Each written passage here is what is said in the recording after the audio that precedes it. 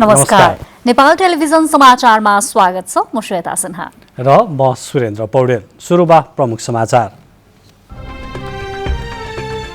नेकपाका अध्यक्ष द्वय सचिवालय बैठकमा पेश भएका प्रस्तावमा अझै सहमति जुट्न सकेन।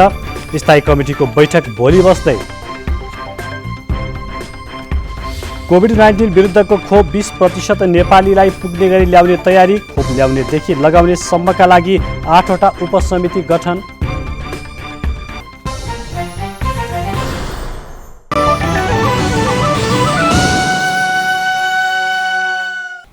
नेपाल कम्युनिस्ट पार्टी नेकपाको नेतृत्व तहमा देखिएको अन्तर्विरोधमा अझै कुनै निकास निस्कन सकेको छैन। यसैबीच आज बसेको नेकपा सचिवालयको बैठकमा यस बारेमा छलफल भए पनि सहमति जुट्न सकेन। नेकपाका अध्यक्ष एवं प्रधानमन्त्री केपी शर्मा ओली र अर्का अध्यक्ष पुष्पकमल दाहाल प्रचण्डका छुट्टा छुट्टै प्रस्ताव सचिवालय बैठकमा पेश भएका छन्। आजको सचिवालय बैठकमा सहमति नजुटेपछि ती प्रस्तावहरूलाई स्थायी कमिटीमा लगेर छलफल गर्ने र स्थायी कमिटीको बैठक भोलि बोलाइएको पार्टीका प्रवक्ता नारायण काजी श्रेष्ठले सञ्चारकर्मीहरूलाई बताउनुभयो। बैठकले पूर्व निर्धारित भोलि 1 बजे स्थायी कमिटीको बैठक पार्टी केन्द्रीय कार्यालयमा धुम्बाराईमा नै हुने कुरालाई निश्चित गर्दै उक्त बैठकमा नै अब पार्टीको सङ्कट तर त्यसको निवारण सम्बन्धमा छलफल गरेर निष्कर्ष निकाल्ने प्रक्रिया अगाडि बढाइनेछ। आज सचिवालय बैठक बस्नु अघि सचिवालयमा प्रस्तुत प्रतिवेदन थाती राख्ने वा साझा बनाएर तल्ला कमिटीहरूमा लैजाने भन्ने विषयमा अध्यक्ष द्वयबीच छुट्टै छलफल समेत भएको थियो। सरकारले कोभिड-19 को विरुद्धमा खोप 20% नागरिकलाई पुग्ने गरी ल्याउने भएको छ। विभिन्न देशमा अन्तिम परीक्षण भइरहेको खोप कुल जनसङ्ख्या 20% लाई पुग्ने गरी ल्याउने तयारी गरिएको छ। स्वास्थ्य तथा जनसङ्ख्या मन्त्रालयले खोप ल्याउनेदेखि लगाउनसम्मको तयारी गर्नका लागि विभिन्न 8 उपसमिति समेत बनाएको छ। मन्त्रालयले विश्व स्वास्थ्य संगठन, गाभी र शेपी नामक 3 संगठनको कोभ्याक्स सुविधा नामक संयन्त्र अन्तर्गत सहुलियत दरमा 20% जनसङ्ख्यालाई पुग्ने खोप ल्याउन लागेको स्वास्थ्य तथा जनसङ्ख्या मन्त्रालयका सहप्रवक्ता डाक्टर समीर कुमार अधिकारीले जानकारी दिनुभयो। अधिकारीका अनुसार सुरुमा 3% लाई खोप प्राथमिकताका आधारमा लगाइनेछ। पहिलो चरणमा 20% खोप ल्याउने भन्ने हो, तर सरकारको तयारी 72% जनसङ्ख्यालाई पुग्ने गरी खोपहरूको जोड गर्ने गरी तयारीहरू भइरहेका छन्। पहिलो चरणमा 20% को खोप आउने हो। 20% मध्ये पनि अझ सुरुमा 3% जतिलाई पुग्ने आउने तयारीहरू छन्। त्यसपछि बाँकी रहेको अरु प्रतिशत अरु जनसङ्ख्यालाई पुग्ने गरी आउँछ। खोपहरू आउँदाखेरि प्राथमिकताका आधारमा जसलाई पहिला खोप दिँदाखेरि बढी प्रभावकारी हुन्छ भनेको संक्रमण चक्र रोक्नलाई बढी चाँडो सकिन्छ र जोखिममा भएर ज्यान जाने खालको अवस्थाहरूबाट पनि बचाउन सक्ने अवस्थाहरू जुन जुन वर्ग पर्नुहुन्छ त्यस्तो वर्गहरूलाई हामीले विभिन्न आधारहरूबाट वर्गीकरण गरेका छौँ। त्यसमा स्वास्थ्य कर्मीहरू, रोगसँग लड्ने क्षमता कम भएका व्यक्तिहरू, ज्येष्ठ नागरिकहरू पर्नुहुन्छ। उहाँहरूलाई क्याटेगोरिकली हामीले खोप दिन्छौँ। खोप देशव्यापी रूपमै सबैलाई सर्वसुलभ हुने गरी कामहरू अगाडि बढेका छन्। उहाँले अझै खोप परीक्षणकै क्रममा रहेकाले कुन खोप ल्याउने भन्ने निश्चित भइ नसकेको बताउनु भयो। कोभ्याक्स अन्तर्गत आउने खोप नेपाललाई निशुल्क प्रदान हुनेछ। गरिब तथा कम आय भएका मुलुकलाई कोभ्याक्स सुविधा अन्तर्गत खोप निशुल्क प्रदान गरिने भएको हो। खोप बनाउने मुलुकमा खोप दर्ता भइसकेपछि WHO मा दर्ता र त्यसपछि नेपालको औषधि व्यवस्था विभागमा खोप दर्ता हुनेछ।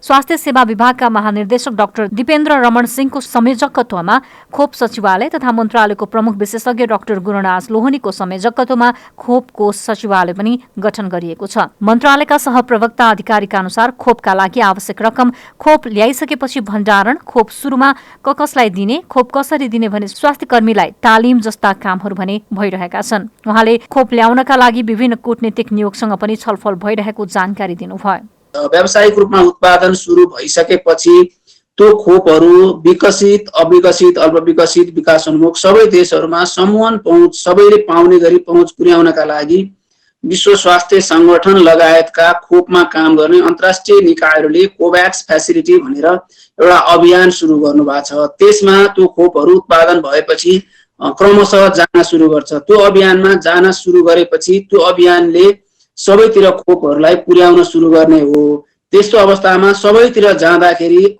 अनुपातका हिसाबले आउँदै जान्छ। हाम्रो देशमा पनि त्यो सुरु हुने बित्तिकै लगत्तै आउन सुरु गर्छ। नेपालमा सुरुमा खोप दीर्घरोगी, वृद्ध, स्वास्थ्यकर्मी, अग्रपंक्तिमा काम गर्ने कर्मचारीहरूलाई उपलब्ध गराइनेछ। श्वेता सिन्हा, नेपाल टेलिभिजन, काठमाडौँ। पछिल्लो 24 घण्टामा थप 1024 जनामा कोरोना संक्रमण पुष्टि भएको स्वास्थ्य तथा जनसंख्या मन्त्रालयले जनाएको छ।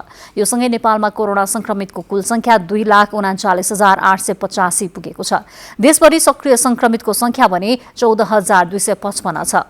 24 घण्टामा जम्मा 6,074 वटा पीसीआर परीक्षण भएका छन्। स्वास्थ्य मन्त्रालयका अनुसार 24 घण्टामा 2,206 जना कोरोना संक्रमण मुक्त भएका छन्। नेपालमा यो सँगै निको हुनेको संख्या 2,24,053 पुगेको छ। त्यसका साथै पछिल्लो 24 घण्टामा कोरोना संक्रमणबाट 10 जनाको मृत्यु भएको छ। यो सँगै हालसम्म मृत्यु हुनेको संख्या 1577 पुगेको छ।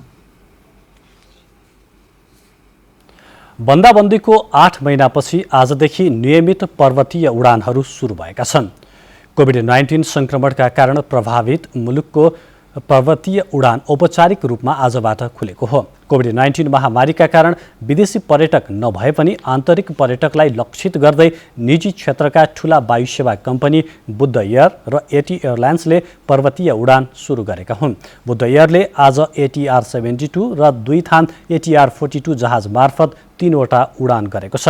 त्यस्तै एटी एयरलाइन्सले एक ATR-72 र एउटा जेट स्ट्रिम जहाजबाट 92 जना यात्रुलाई पर्वतीय उडान गराएको जनाएको छ। यी दुवै कम्पनीले अब हरेक शनिबार पर्वतीय उडान गर्ने पनि बताएका छन्। पर्वतीय उडानका लागि आजभोलिको मौसम अनुकूल मानिन्छ। चैत्र 11 देखि देशभर लागू भएको बन्दाबन्दी र पछिल्लो निषेधाज्ञाका कारण बन्द रहेका हवाई उडानहरू प्रभावित भएकोमा भदौ 16बाट अन्तर्राष्ट्रिय उडान सुरु भएको थियो भने असोज 5 गतेदेखि आन्तरिक उडान सञ्चालनमा आएका छन्। विश्वको सर्वोच्च शिखर सगरमाथा पछिको दोस्रो अग्लो K2 हिमाल आरोहणका लागि दोलखाका 3 सदस्यीय आरोही टोली आइतबार पाकिस्तान प्रस्थान गर्दैछ। आरोहणका लागि कठिन मानिने K2 हिमाल आरोहण गर्न जाने टोलीलाई सञ्चार तथा सूचना प्रविधि मन्त्री पार्वत गुरुङले राष्ट्रिय झण्डा हस्तान्तरण गर्नुभयो। चीन र पाकिस्तानको सीमामा रहेको K2 हिमाल आरोहणका लागि दोलखा जिल्लाका 3 सदस्यीय आरोही टोली आइतबार त्यसतर्फ प्रस्थान गर्ने भएको छ। प्रस्थान गर्नुअघि सञ्चार तथा सूचना प्रविधि मन्त्री पार्वत गुरुङले आरोहण दलका टिम लिडर मिङमा ग्याल्जिन शेर्पालाई नेपालको झण्डा हस्तान्तरण गर्नुभयो। आरोहण दलका अन्य सदस्यहरूमा दोलखा जिल्लाको गौरी शंकर गाउँपालिका रोलबालिङका दावा तेन्जिङ शेर्पा र किली पेम्बा शेर्पा रहेका छन्। सञ्चार तथा सूचना प्रविधि मन्त्री गुरुङले आरोहण दलका सदस्यहरूलाई सफल आरोहणका लागि शुभकामना दिनुहुँदै दोलखा जिल्लाका आरोहीहरूले सगरमाथा लगायतका हिमालहरूको आरोहण गरेर अन्तर्राष्ट्रिय क्षेत्रमा नेपालको पहिचान फैलाउन योगदान पुर्याएको बताउनुभयो। साथै मन्त्री गुरुङले दोलखाको रोलबालिङ बेदिङलाई पर्यटकीय गाउँ बनाउन सरकार प्रतिबद्ध रहेको समेत बताउनुभयो। रोलबालिङ भनेको बेदिङ भनेको हिमचित्ताको गाउँ पनि भन्छौँ। त्यहाँ चाहिँ सधैँ हिमालसँगै रमाउने हाम्रो चाहिँ धेरै विश्व इतिहास रेकर्ड राख्ने धेरै पटक हिमाल एभरेस्ट समिट गर्ने को भन्दाखेरि बेदिङ नै हो। सबैभन्दा कान्छो आरोही पनि को त गौरी शङ्कर नै हो। महिलाहरूको हिमाल चढ्ने को त भन्दाखेरि पनि गौरी शङ्कर नै हुन्छ। कार्यक्रममा सञ्चार तथा सूचना प्रविधि मन्त्रालयका सचिव हरिप्रसाद बस्याल, बागमती प्रदेशका सदस्य सरस्वती बस्नेत, गौरी शङ्कर गाउँपालिकाका अध्यक्ष स्वयं बहादुर खड्का र आदिवासी जनजाति महासङ्घ फोनिसका अध्यक्ष दण्ड गुरुङले पनि आरोहीहरूलाई शुभकामना दिनुभयो। सफल आरोहणका लागि सञ्चार तथा सूचना प्रविधि मन्त्री पार्वत गुरुङले आफ्नो 1 महिना बराबरको पारिश्रमिक प्रदान गर्नुभयो भने गाउँपालिकाले 2 लाख रुपैयाँ प्रदान गरेको छ।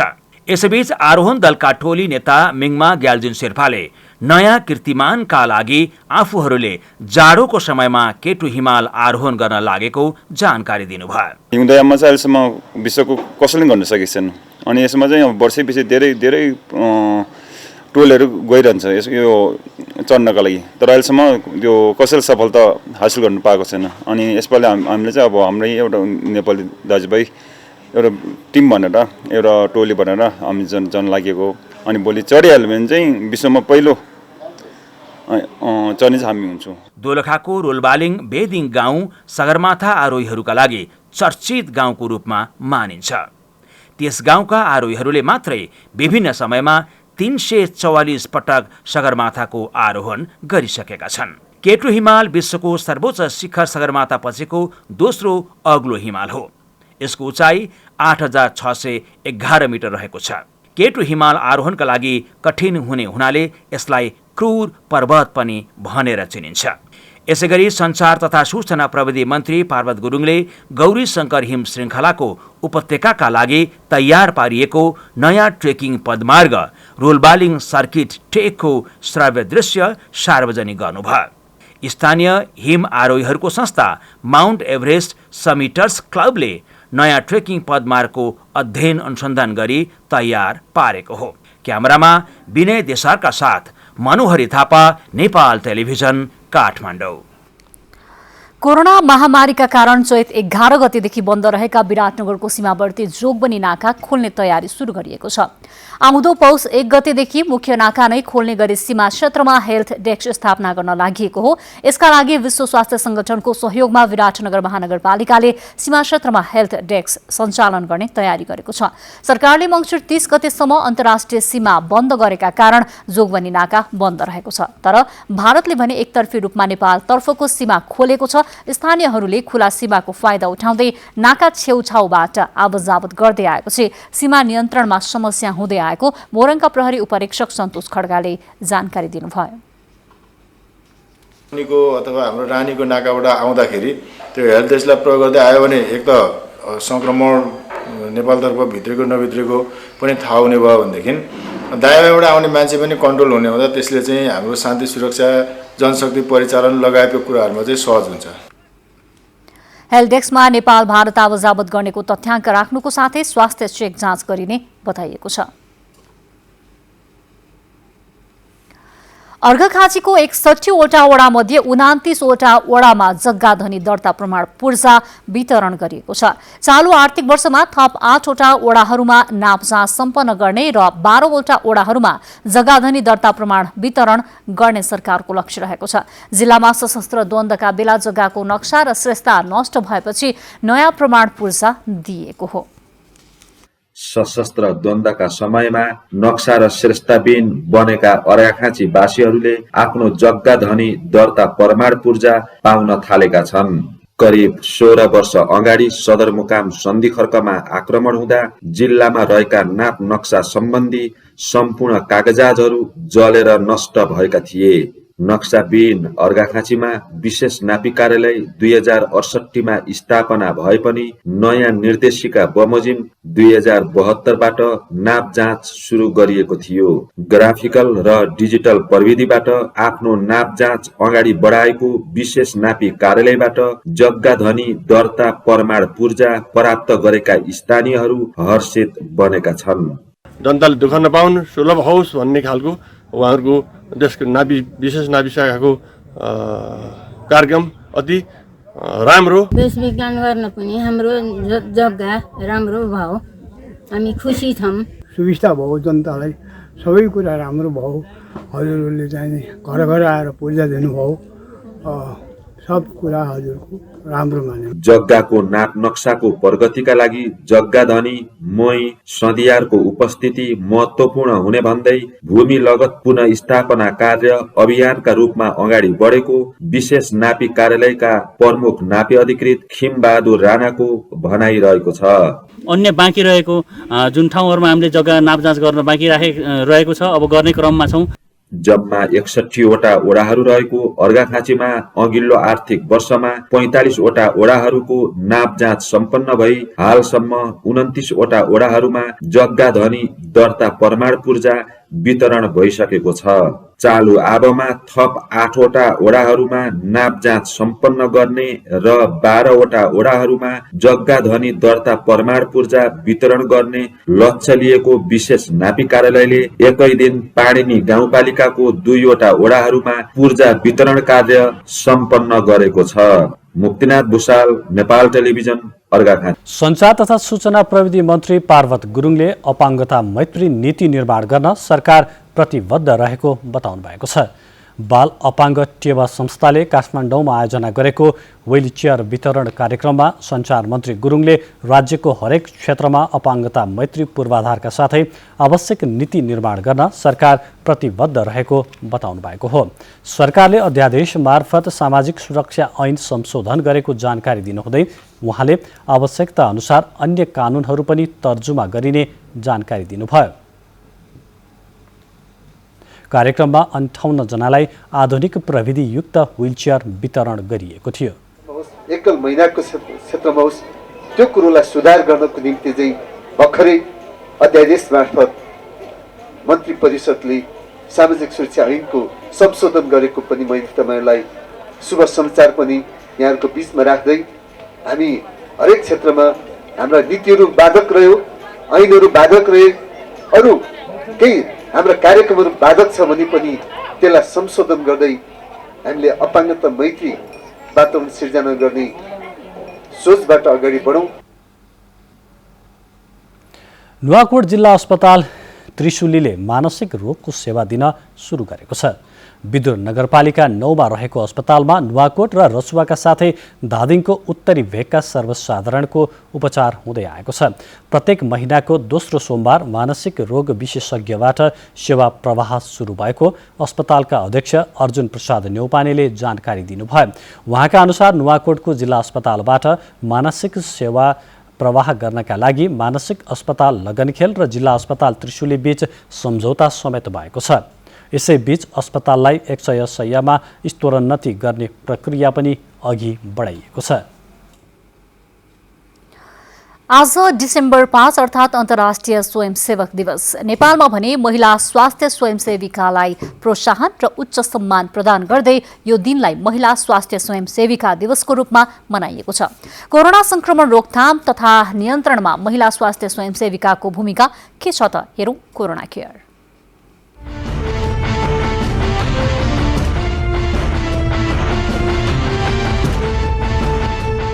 मुलुक कोरोना भाइरसको महामारी नियन्त्रण गर्न सङ्घर्ष गर्दै आएको छ। यसमा मुलुकका हरेक निकायले राज्यलाई सहयोग गर्दै आएका छन्। कोरोना संक्रमण रोकथाम र नियन्त्रणमा महिला स्वास्थ्य स्वयंसेविकाको भूमिका महत्त्वपूर्ण रहँदै आएको छ।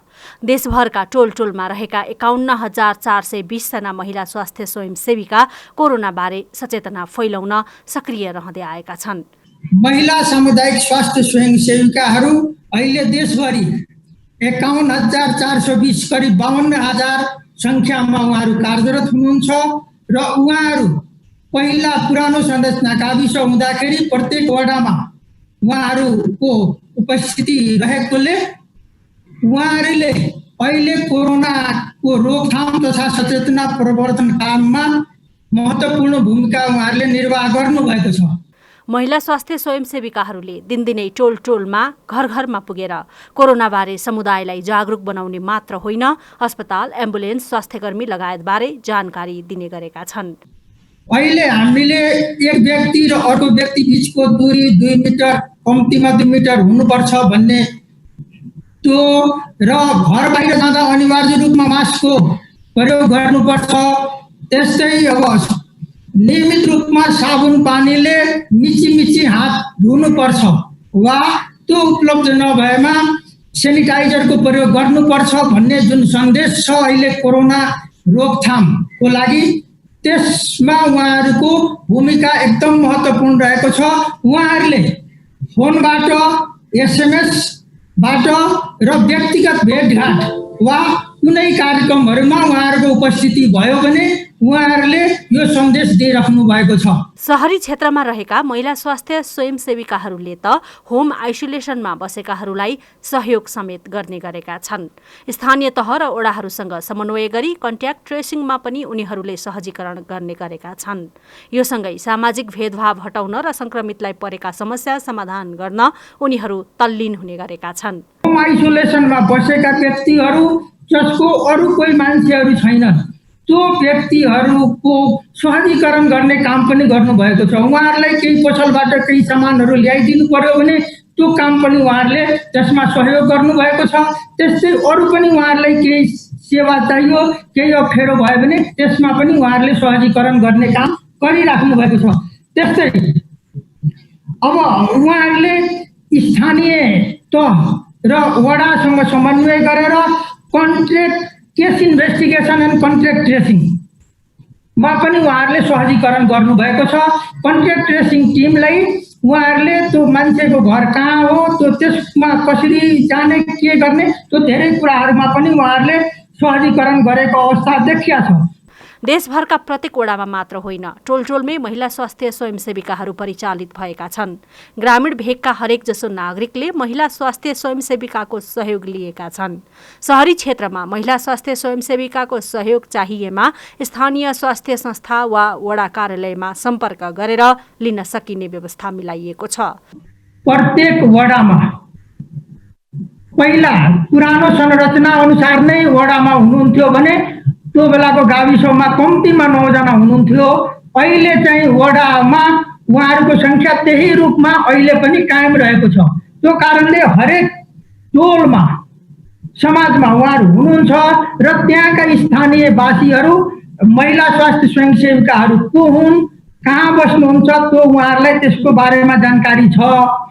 शहरी क्षेत्रमा अलिक त्यो कठिन चाहिँ अब सबैलाई थाहा नहुने स्थिति भएकोले शहरी क्षेत्रमा बाहिरबाट आएर मान्छेहरू बस्ने र उहाँहरूको आवत जावत त्यो हुने भएकोले उहाँहरूलाई जानकारी नहुन सक्छ।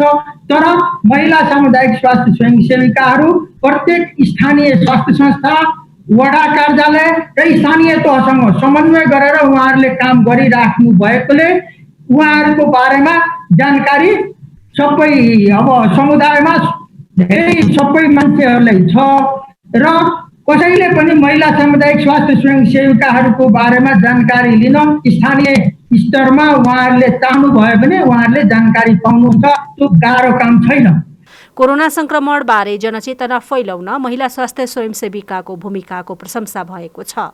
उनीहरूले सामाजिक विभेद हटाउन पनि महत्त्वपूर्ण सहयोग गरेको विश्लेषण हुने गरेको छ।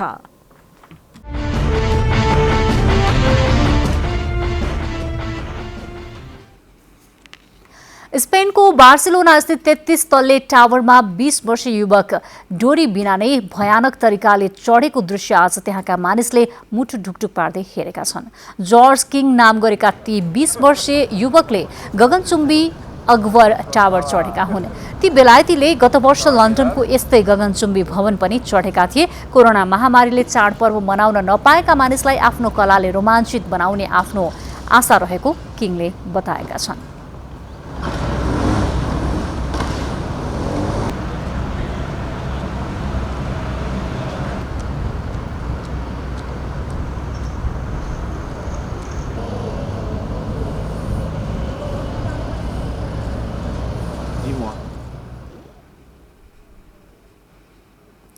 ट्रेडमार्क भारत र अमेरिकामा दर्ता भएको छ।